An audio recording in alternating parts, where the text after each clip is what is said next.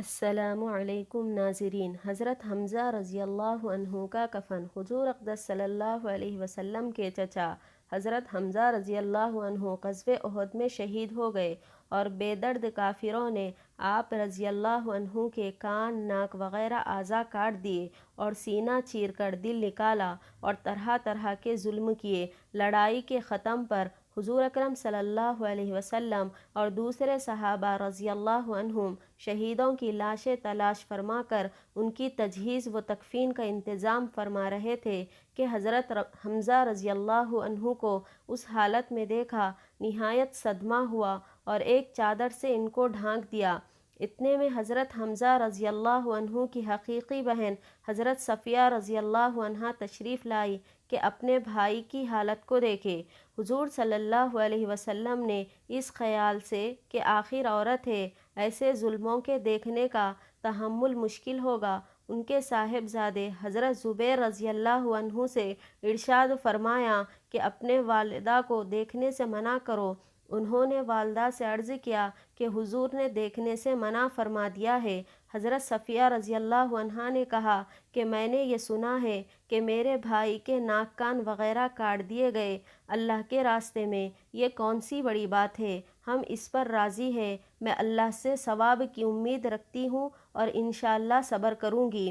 حضرت زبیر رضی اللہ عنہ نے حضور صلی اللہ علیہ وسلم سے جا کے اس بات کا ذکر کیا تو حضور صلی اللہ علیہ وسلم نے اس جواب کو سن کر دیکھنے کی اجازت عطا فرمائی۔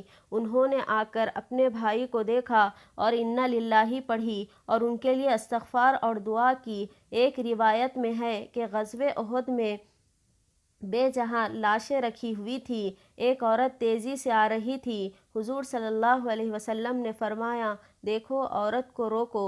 حضرت زبیر رضی اللہ عنہ کہتے ہیں، میں نے پہچان لیا کہ میری والدہ ہے، میں جلدی سے روکنے کے لیے بڑھا مگر وہ خوی تھی، ایک گھوسا میرے مارا اور کہا ہٹ۔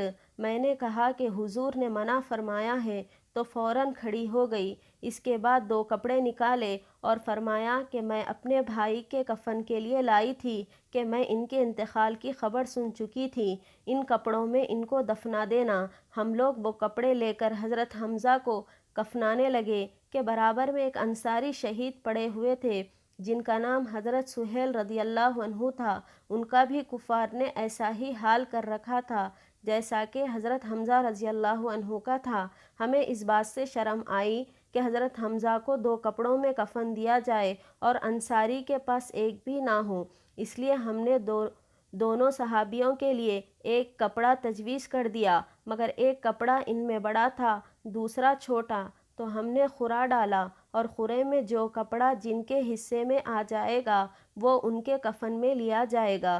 خرے میں بڑا کپڑا حضرت سہیل رضی اللہ عنہ کے حصے میں آیا جو ان کے خط سے بھی، اور چھوٹا حضرت حمزہ رضی اللہ عنہ کے حصے میں آیا جو ان کے خط سے بھی کم تھا۔ اگر سر کو ڈھانکا جاتا تو پاؤں کھل جاتے اور پاؤں کی طرف کیا جاتا تو سر کھل جاتے۔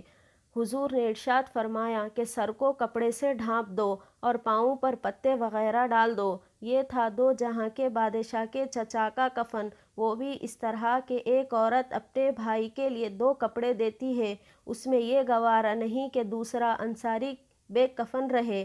ایک ایک کپڑا بانٹ دیا جاتا ہے اور پھر چھوٹا کپڑا اس شخص کے حصے میں آتا ہے جو کئی وجہ سے ترجیح کا مستحق ہوتا ہے۔ غریب پروری اور مساوات کے دعوے دار اگر اپنے دعووں میں سچے ہیں تو ان پاک ہستیوں کا اتباع کرے جو کہہ کر نہیں بلکہ کر کے دکھلا گئے۔